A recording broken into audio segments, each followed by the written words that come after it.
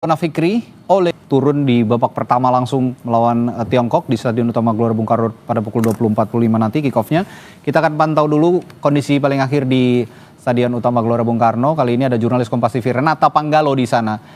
Renata, Anda sekarang berada di lokasi GBK di sebelah mana dan bisa dijabarkan atau diceritakan di sana kondisinya paling akhir bagaimana?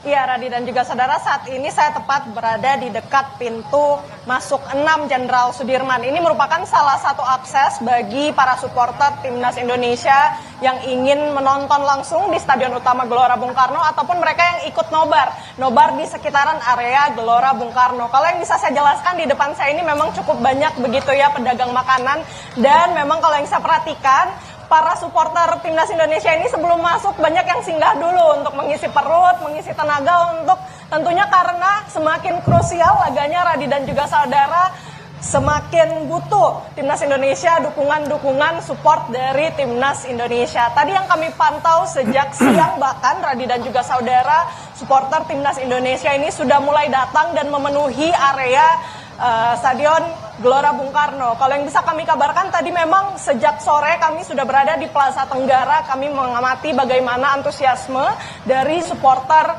Timnas Indonesia yang mulai mengantre begitu ya di sekitaran pintu masuk atau akses masuk ke Stadion Utama Gelora Bung Karno. Tetapi tentunya jangan khawatir, jangan sedih karena Radi dan juga saudara, meskipun ada memang beberapa yang tidak mendapatkan tiket, tapi di Gelora Bung Karno ini memang biasanya akan ada beberapa layar yang disediakan untuk para supporter yang sayang sekali mungkin tidak mendapatkan tiket karena kemarin kita juga sempat kena sanksi dari FIFA ya.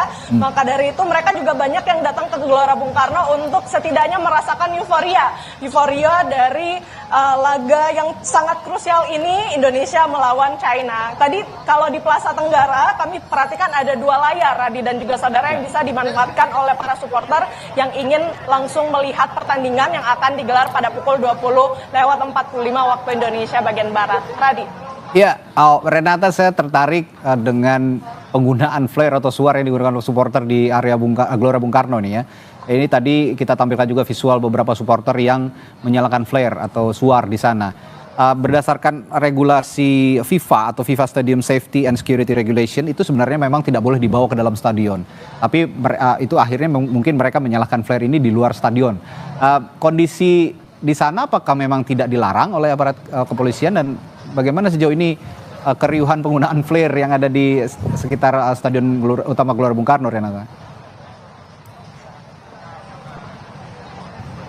Iya, tadi Radi kalau yang kami pantau memang sempat riuh begitu ya, karena memang para supporter gabungan Timnas Indonesia ini sempat menyalakan flare, kemudian meneriakan chant ataupun yel-yel dan menyanyikan lagu Indonesia Pusaka. Memang itu merupakan beberapa aktivitas yang kalau kami pantau di area Plaza Tenggara, dan tadi cukup tegang situasinya mengingat memang banyak sekali para supporter yang berkumpul di sekitar Plaza Tenggara, karena Plaza Tenggara itu lagi-lagi merupakan salah satu akses masuk bagi para supporter Timnas Indonesia yang akan langsung menonton di dalam Stadion Utama Gelora Bung Karno. Tadi kalau yang kami perhatikan memang pada akhirnya aktivitas penggunaan flare itu tidak begitu lama, tapi tentu ini cukup mengganggu keamanan dari para supporter lain, mengingat tidak hanya kalangan dewasa saja yang menonton begitu, tetapi tentu ada beberapa anak-anak yang turut serta ikut dalam menonton begitu laga Indonesia melawan China ini. Tentu kita masih akan perhatikan bagaimana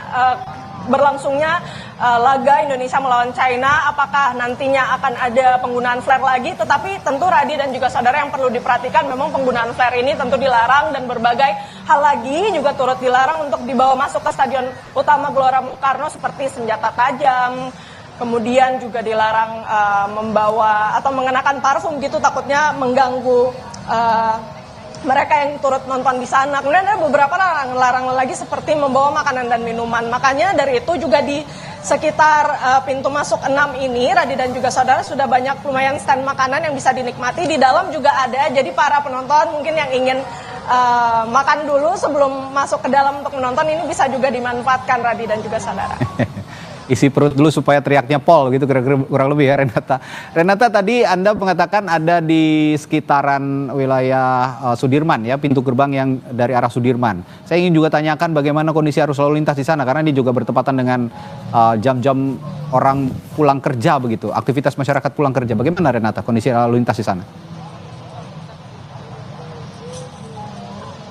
Iya, kalau yang dari saya perhatikan sejauh mata saya memandang, Radi dan juga saudara, sepertinya belum ada gangguan yang diciptakan dari keramaian yang ada di Stadion Utama Gelora Bung Karno. Saya lihat ini kendaraan masih bisa melaju dengan kecepatan normal dan belum ada rekayasa lalu lintas juga yang diberlakukan kepolisian, tapi tentu yang perlu diperhatikan oleh masyarakat apabila memang berencana untuk melewati beberapa jalan yang berada di sekitaran Gelora Bung Karno mungkin bisa dipertimbangkan kembali dan bisa menggunakan akses ataupun jalur alternatif lainnya supaya bisa sampai ke tempat tujuan dengan lancar tanpa harus terganggu dengan kemacetan yang mungkin saja akan ditimbulkan dari laga pada malam ini. Radi. Oke, baik Renata, terima kasih. Nanti kita akan perbaharui lagi informasi dari Anda di sana di sekitaran pintu masuk Jalan Sudirman menuju ke Stadion Utama Gelora Bung Karno. Terima kasih Renata. Firzi, tadi kita sempat singgung soal starting 11. Saya akan tanyakan langsung.